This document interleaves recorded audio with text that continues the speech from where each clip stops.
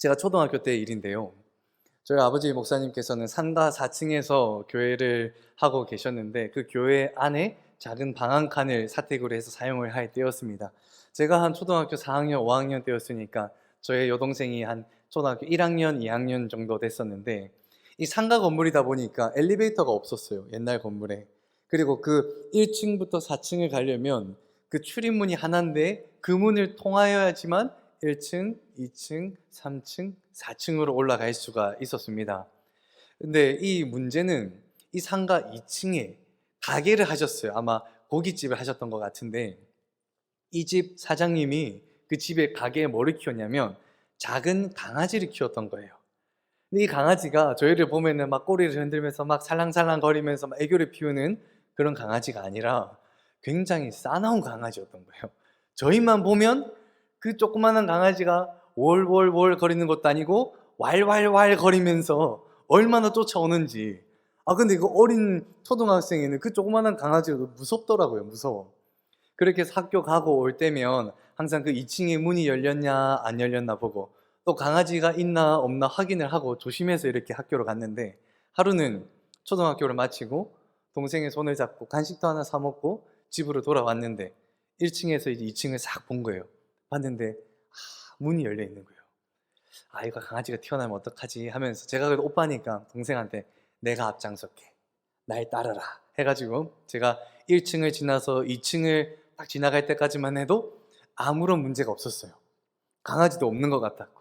그래서 제가 2층을 지나 3층에 거의 다다랐고 제 여동생이 이제 2층 그 문을 지나서 딱 턴을 해서 3층으로 올라가려고 하는 그때 그 찰나에 강아지가 왈왈왈왈 하는 소리가 들린과 동시에 제 마음이 콩닥콩닥거리면서 야 이거 잡히면 물리겠다 싶어서 동생을 향하여 제가 뭐라고 외쳤는지 아세요? 사투리가 좀 포함되어 있습니다. 동생 이름이 지훈인데 지훈아 튀라 이래요. 지훈아 튀라. 그래가지고 저는 고학년이니까 계단을 2칸씩 성큼성큼성큼 올라갔는데 제 동생이 이제 1학년, 2학년 그 계단 하나도 제대로 오르지 못하는데 이렇게 튀라 하고 저 혼자 올라간 거예요. 올라가고 뒤를 보다 보니까 동생이 없는 거예요. 동생이 어디 갔지 해가지고 그래도 제가 오빠니까 동생을 지켜야 되잖아요. 3층 내려가가지고 딱 보니까 동생이 제가 튀라 해가지고 튀려고 딱 하던 찰나에 이 체구가 작다 보니까 계단에 넘어져가지고 철퍼덕 이렇게 돼 있는 거예요. 철퍼덕. 강아지도 왔다가 불쌍해서 그냥 갔나 봐요. 제가 가니까 동생아 왜 여기 있노 일어나라 해가지고 이게 데리고 올라왔는데 그때 제가 마음속에 한 가지 다짐한 게 있어요. 제가 고학년이고 제가 그래도 오빠잖아요. 근데 동생한테 강아지가 달려올 때 동생아 네가 먼저 가라 내가 너를 지켜줄게 이거 아니라 동생한테 야 튀라 하고 제가 먼저 튀어버렸잖아요. 그게 얼마나 미안하던지. 그 이후로 제가 동생한테 다짐했던 건 강아지가 언제든 나타나든 내가 앞장서겠다 이 마음을 꼭 가졌었고, 저 혼자 도망갔다가 다시 동생을 봤을 때 혼자 넘어져 있는 그 동생을 봤을 때 동생을 내버려 두고 도망갔던 이 오빠를 보며 죄책감이 들었고 굉장히 미안하더라고요. 우리 동생은 그때 너무 어려서 그때 기억이 없어요. 근데 저는 그때가 지금도 생생히 기억이 납니다. 제가 동생을 버리고 도망갔던, 그래서 미안했던 그 기억이 아주 생생히 남아 있는데요. 이렇게 우리도 누군가를 내버려 두고 가면 마음이 아프고 죄책감이 들기도 합니다. 그런데 오늘 말씀에서 이 하나님은 그의 독생자 아들 예수가 십자가에 못 박혀 죽어가는 그 상황 속에서 하나님은 묵인하시며 아무 대답하지 않으시는데요. 예수님께서 십자가에 못 박히신 채로 고통 가운데 신음하듯이 말씀하십니다. 엘리 엘리 라마 사박다니 나의 하나님 어찌하여 나를 버리시나이까. 어찌하여 나를 버리시나이까. 이 구약의 시대에서 행해졌던 5가지 제사가 있는데요.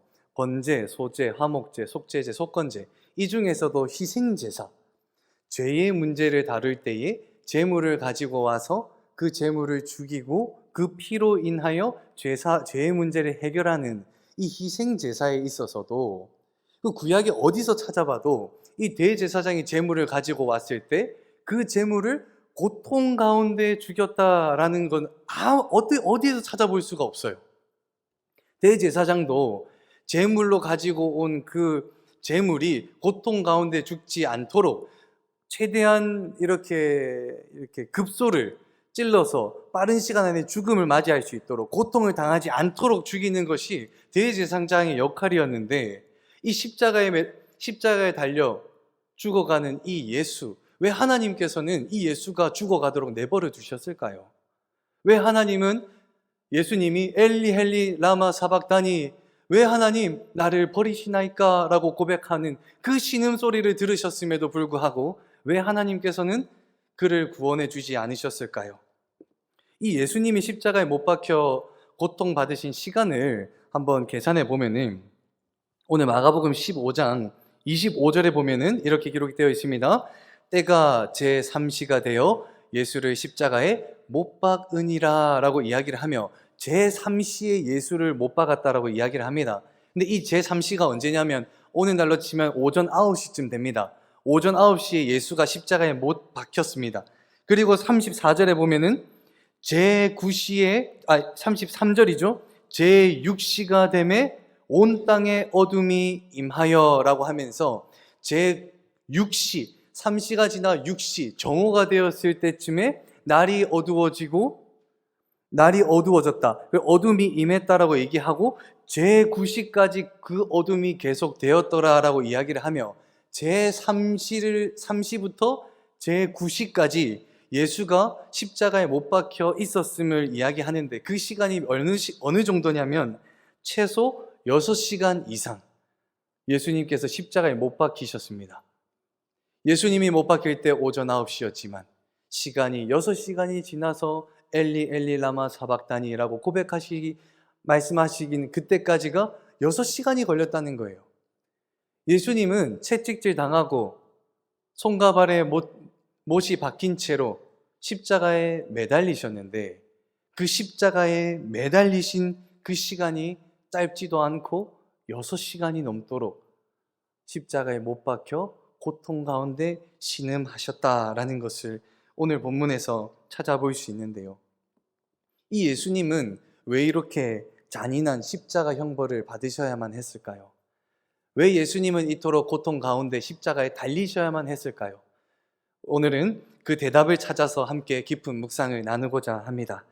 예수님께서 십자가 형벌을 받으신 이유, 그 첫 번째 이유는 율법의 저주 때문입니다.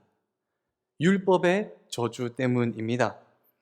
하나님께서 처음 모세를 통하여 모세의 율법을 하나님의 백성들에게 주셨죠.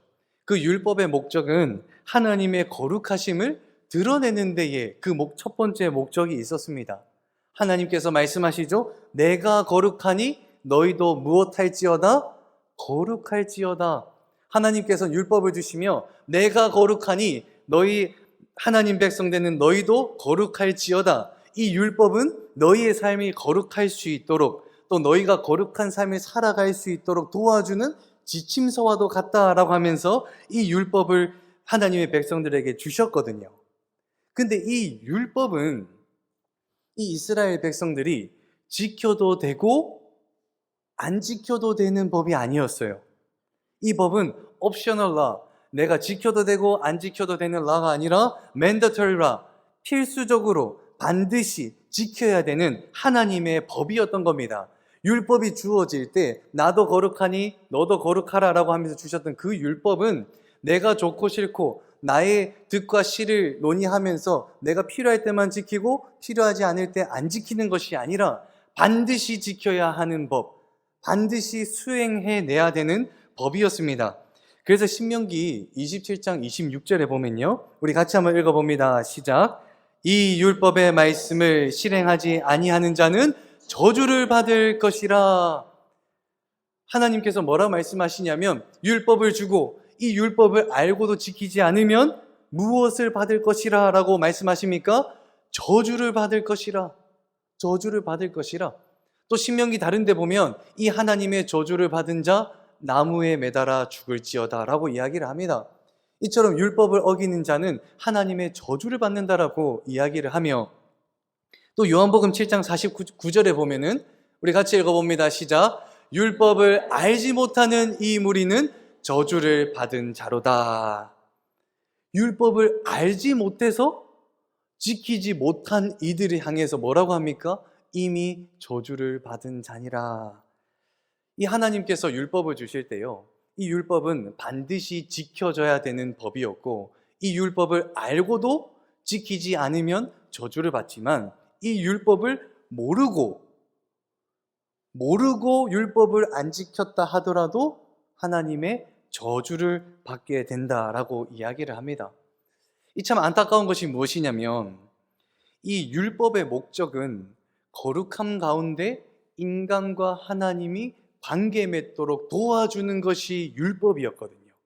우리가 거룩함으로 하나님 앞에 나아가도록 도와주는 것이 율법이었는데, 이 율법을 받은 백성들이 율법을 지키지 않고 이 율법을 자기의 해석대로 해석하여 자기의 득을 쫓아서 이 율법을 따르니, 이 하나님 앞으로 나아갈 수 있는 축복의 통로였던 율법이 도리어 하나님 앞에 나아가지 못하는 저주가 되어버리고 만 것입니다.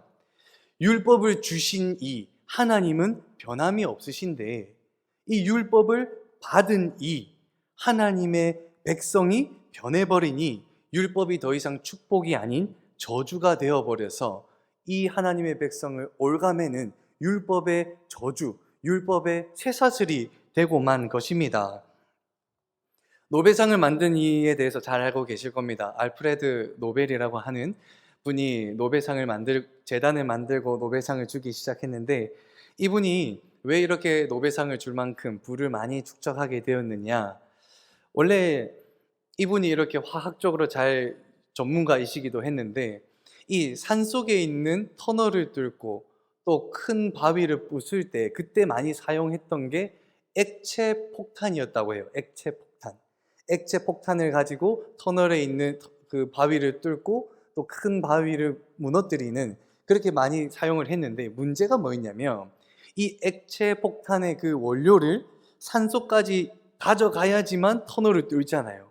근데 이 액체 폭탄을 산으로 가져가던 중에 이 액체 폭탄이 좀 불안정해서 가져가던 중간에 액체가 폭발해버리고 말았다는 거예요. 폭발해야 될 곳에서 폭발을 해야 되는데 가져가던 중에 이 폭탄이 자꾸 폭발을 해버리니까 많은 인명사고가 있었던 거예요. 그래서 이 알프레드 노벨이 액체 폭탄이 아닌 고체 폭탄을 만들어야겠다, 그렇게 해서 이동 중에 사고가 없도록 해야겠다라고 해서 만든 것이 무엇이냐? 다이너마이트였거든요. 이 다이너마이트를 만든 처음 의도는 뭐였느냐? 위험으로부터 사람을 보호하고자 만든 것이 고체 폭탄이었고 다이너마이트였거든요. 그런데 문제는 처음 그의 의도와는 달리 이 다이너마이트를 받은 사람들이 이것을 가지고 위험으로부터 사람을 보호하는 것이 아니라 도리어 이 다이너마이트를 가지고 위험을 만들어서 사람을 해하는 일에 사용해 버리고 말죠. 그렇게 해서 이 알프레드 노벨이 거기에 대해서 죄책감을 느껴서 이 노벨상을 만든 것이거든요. 이 다이너마이트를 만든 이 알프레드 노벨, 다이너마이트를 만든 그 노벨이 잘못하였을까요? 그가 만든 다이너마이트를 잘못 사용한 이의 잘못이었을까요? 노벨의 잘못이 아닌 다이너마이트를 잘못 사용한 사람의 잘못이었던 거죠. 이것과 비슷한 이야기가 있죠. 우리 자녀들한테, 이 자녀들이 많이 있긴 한데, 자녀들한테 컴퓨터를 사주고 휴대폰을 사줄 때 우리가 어떻게 이야기를 하죠? 이 컴퓨터 가지고 공부 열심히 해. 또 휴대폰을 사주면서 아빠한테 또 엄마한테 연락 잘해 하고 휴대폰하고 노트북을 사주죠. 부모는 선한 의도를 가지고 컴퓨터를 사주고 휴대폰을 사줘요. 근데 우리 아이들 막상 컴퓨터가 생기면 공부하는데 컴퓨터를 쓰기보다 무엇 하는데 더 많이 쓰죠? 게임 하는데 더 많이 쓰죠. 또 엄마 아빠한테 연락 잘 하라고 휴대폰을 사줬더니 이 아이들이 엄마 아빠가 아닌 누구랑 더 연락 많이 하죠? 친구랑 더 연락 많이 하는 거예요. 밤새도록 친구랑 연락하는 거예요. 이것이 어떻게 부모의 잘못이겠습니까? 부모는 선한 의도로 줬다 할지라도 그것을 받은 이가 잘못 사용했기 때문인 거죠. 마찬가지로 하나님께서 이 하나님의 백성들에게 율법을 주실 때는 이 백성들이 이 율법을 가지고 거룩하게 살기를 원하셨습니다. 또 이 율법을 통해서 거룩한 하나님 앞으로 나아올 수 있는 통로가 되게끔 하셨거든요. 그런데 이 율법을 받은 백성들이 이 율법을 지키지 않고 이 율법을 자기의 마음대로 해석하고 자기의 욕심대로 해석하여 지키니 도리어 이 축복의 통로였던 율법이 저주가 되어버렸던 것입니다. 이 하나님의 축복의 통로였던 율법이 하나님 앞에 나아가지 못하는 저주가 되어버리고 마니까 이 문제를 해결하기 위해서 누가 오셨느냐? 예수 그리스도가 오셨습니다. 우리 갈라디아서 3장 13절의 말씀을 같이 한번 읽어보도록 하겠습니다. 같이 읽습니다. 시작. 그리스도께서 우리를 위하여 저주를 받은 바 되사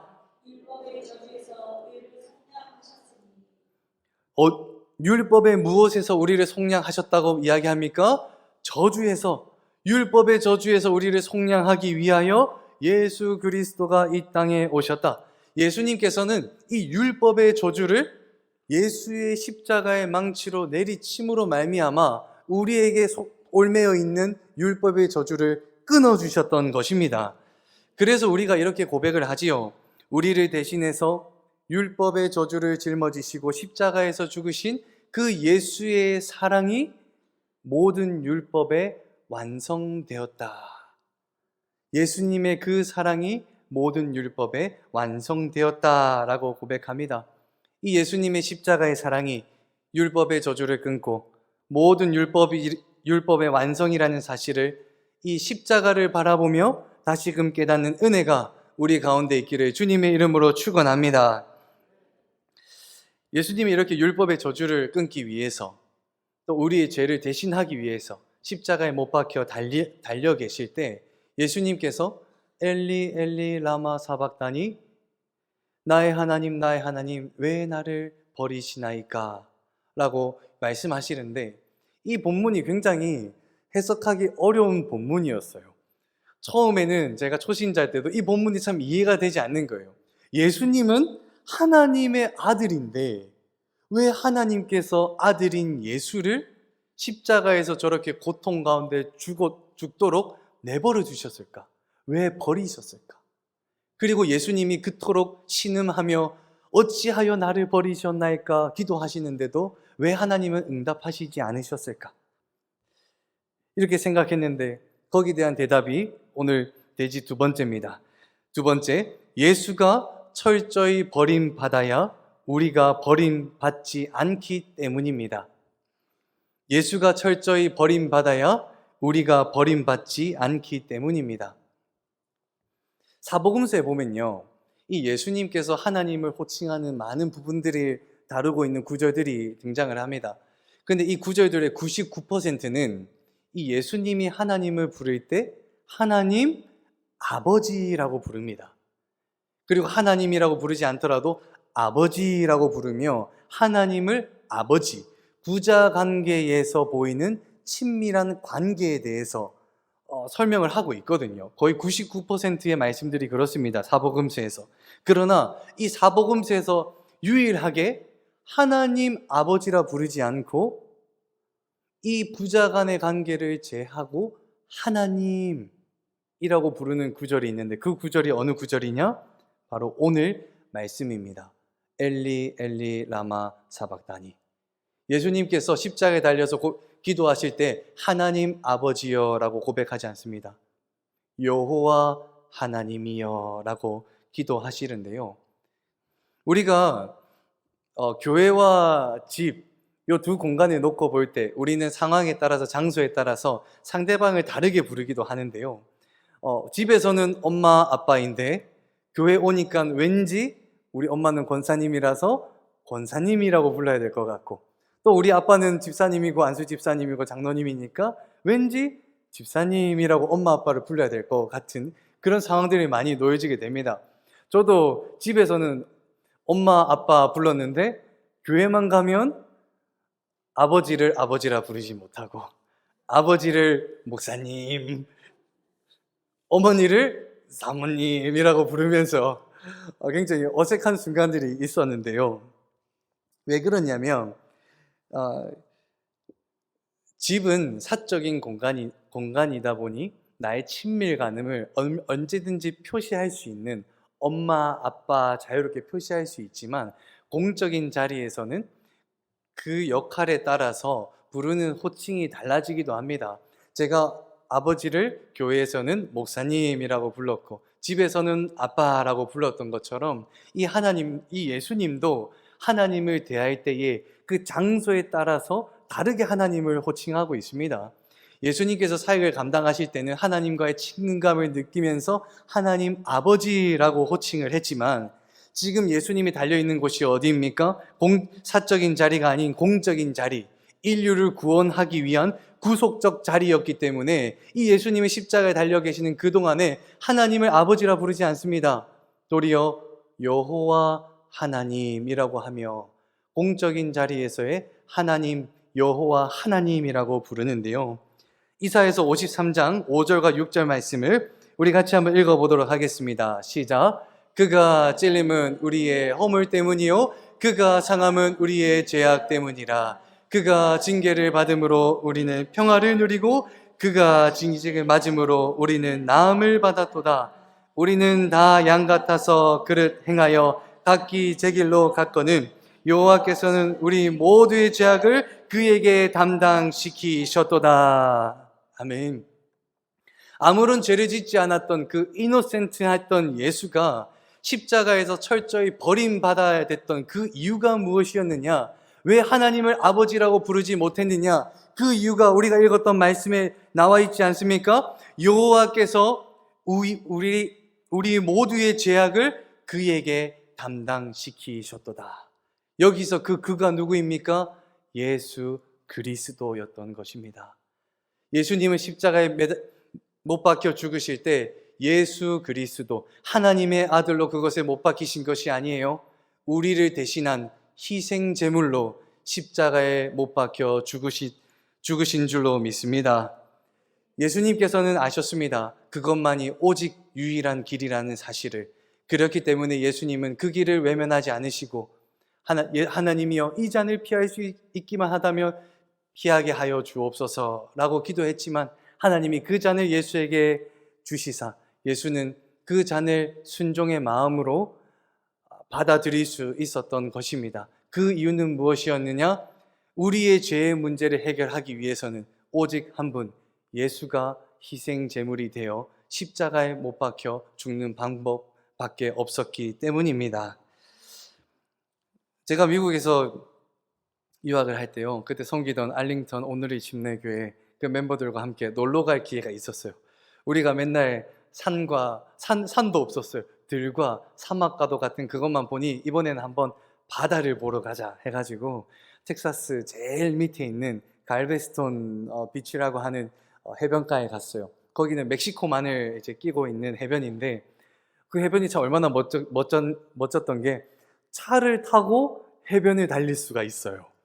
입자가 굉장히 고와가지고 바로 자동차 바퀴 옆에 파도가 칠 만큼 가까이 가도 바퀴가 빠지지 않고 달릴 수 있을 만큼 굉장히 참 멋있는 해변. 그 해변에 가가지고 차를 대고 우리 해수욕을 하자 해가지고 해수욕하러 들어갔어요.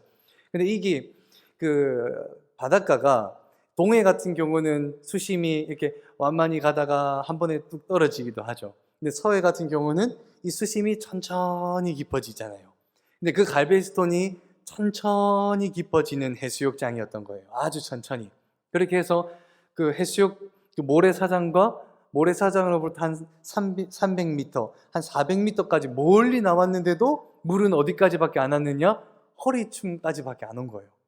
그래서 수영 연습하기가 너무 좋은 거예요. 마음껏 수영해도 어차피 수심은 허리다.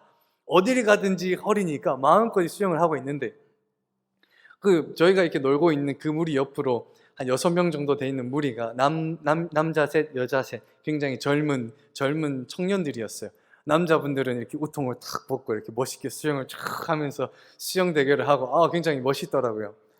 그렇게 이들이 수영을 해서 저희가 꽤 허리춤까지 나와 있는데 그들은 저희를 넘어서 더 깊은 곳까지 들어가더라고요. 한 목까지 오는 정도의 수영을 막 하면서 막 웃음소리가 막 들려왔어요. 그러면서 야, 나도 수영을 좀 잘했으면은 저들처럼 좀 깊은 데 가서 수영 좀 했을 텐데 수영을 좀 잘 해봐야겠다라고 하고 있는데, 그들과 저희가 가장 가까이 있는 그룹이었기 때문에 그들한테 계속 눈이 가는 거예요.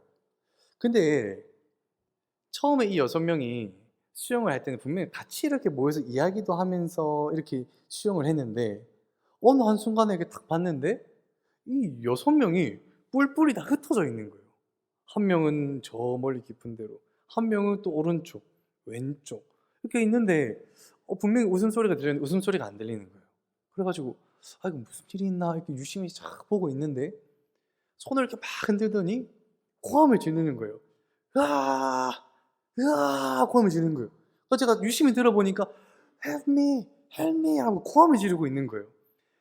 그래서 사정을 보니까 이들이 수심이 얕다 해서 깊은 곳을 들어갔는데 어떠한 이유로 그 해류 때문에 그런지 뭔 이유는 모르겠는데 거기 파도에 휩쓸려 가지고 점점 더 깊은 곳으로 아주 빨리 깊은 곳으로 이렇게 휩쓸려 가고 있는 거예요. 그러다 보니까 제일 멀리 휩쓸리는 애는 얼굴도 잘 안 보여요. 머리도 잘 안 보이고 그나마 제일 가까이 있는 애가 고함을 야, 야 고함을 지르는 거예요. 그런데 이 고함 소리가 해변까지 전해지지가 않아요. 그래서 저희가 중간에 있다 보니까 그 고함 소리 듣고 우리도 야 도와달라고 또 고함을 외치고 하니까 저쪽 해변가에서도 그걸 들었는데 막상 그 해변에는 아무도 이렇게 튜브나 고무 튜브 같은 게 없었기 때문에 도와줄 생각을 못 하고 있는 거예요. 선뜻 저도 그들이 멀리 가고 있는데 막상 겁나더라고요.